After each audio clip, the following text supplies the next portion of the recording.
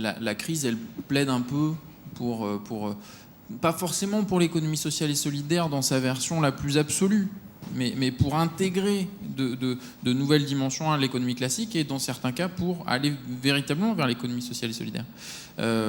Donc moi je suis plutôt optimiste là-dessus. L'une des particularités de l'économie sociale et solidaire, c'est d'aller sur des besoins qui sont nouveaux, des besoins à naître. Donc c'est difficile, donc c'est fragile, et donc il y a des échecs. Aller sur l'autopartage, c'est juste aller à contre-courant de la manière de penser dominante. Donc forcément c'est difficile. Après, voilà, moi j'ai tendance à penser que l'environnement, dans toutes ses acceptions d'ailleurs, le contexte économique, une certaine évolution des gens qui sont diplômés, qui réfléchissent sur le sens, qui réfléchissent sur l'impact de ce qu'ils font au quotidien, et ce qu'ils font au quotidien, c'est quand même surtout bosser. Tout ça plaide pour le développement de l'économie sociale et solidaire. Donc je pense que le visage qu'a aujourd'hui l'économie sociale et solidaire n'a absolument rien à voir avec celui qu'il aura dans 10 ans ou dans 15 ans. J'ai plutôt tendance à penser qu'à l'avenir, les solutions économie sociale et solidaire, en créant de nouveaux outils, en réfléchissant à un certain nombre de paradoxes, à un certain nombre de difficultés, couvriront des champs beaucoup plus étendus que ce que ça couvre aujourd'hui. Je pense que la crise a ouvert une voie royale, même s'il faut pas même si c'est pas marrant ce qui arrive en ce moment. Mais on peut pas allumer la radio en ce moment sans entendre le fait qu'il faut remplacer la société de concurrence par la société de coopération, sur le fait qu'il faut arrêter les écarts de rémunération indécentes, etc. On a vu nos parents, surtout nos pères, être très impliqués dans le boulot, très impliqués dans des boîtes, dans des entreprises où ils restaient 30-35 ans. Et à un moment, pour certains d'entre eux, ça s'est mal passé. Je pense qu'on a aussi, nous, cette génération, été marqués par ça, été marqués par des pères qui étaient plutôt absents, très impliqués dans leur boulot pour une boîte qui finalement n'en avait absolument rien à foutre d'eux, puisque c'est comme ça qu'on le dit. Donc je pense que ça, c'est très très puissant comme levier, parce qu'à partir du moment où on intègre ça dans sa chair, on se dit, attendez, les entreprises, il y a ma vie, il y a l'entreprise, je ne vais pas tout mélanger, peut-être que je vais aller dans des entreprises qui partageront mes valeurs.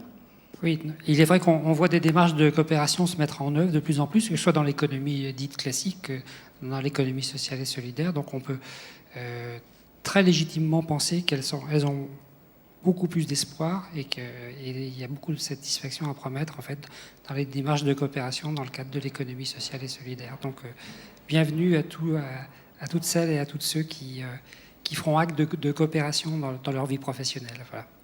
La difficulté, c'est de pouvoir mettre peut-être du sens dans tout ça et d'avoir un discours qui soit le même, ou en tout cas qui soit cohérent entre les différents acteurs, parce que c'est une vieille histoire.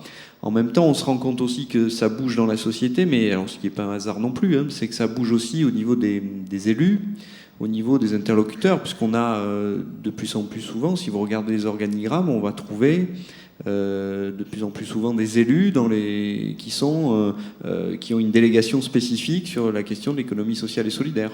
Alors, ils n'ont pas toujours des budgets conséquents pour mettre en place leur politique, n'ont pas toujours des équipes techniques qui soient très conséquentes également, mais ceci dit, les choses avancent et on se rend compte que nous, en tout cas en tant que CRES, on a de plus en plus d'interlocuteurs et que les choses avancent et que les enjeux de l'économie sociale sont finalement au cœur de beaucoup de rendez-vous là. Puis on va arriver à un temps où, et je pense qu'on arrive bientôt dans les échéances des élections régionales, où je pense qu'on va parler beaucoup d'économie sociale, mais en tout cas des questions qui sont au cœur de l'économie sociale. Alors on se rappelle qu'il y a quelques années, en fait, Martine Aubry avait passé une commande en fait sur l'entrepreneuriat social. Donc il y avait eu une étude qui était faite par Lipitz à l'époque, et puis donc ça avait débouché sur un statut en fait d'entreprise, enfin sur des notions d'entreprise solidaire, alors qui permettait après aux souscripteurs de pouvoir investir dans ce type d'entreprise. Donc il y avait déjà une reconnaissance d'entreprise d'un troisième type à l'époque. Ce genre de mission vient à nouveau, comme si rien n'avait été fait auparavant, être confié à un député. par le Premier ministre. Voilà, donc c'est à surveiller parce qu'il y a des ambiguïtés et il y a des notions de frontières en fait. Voilà.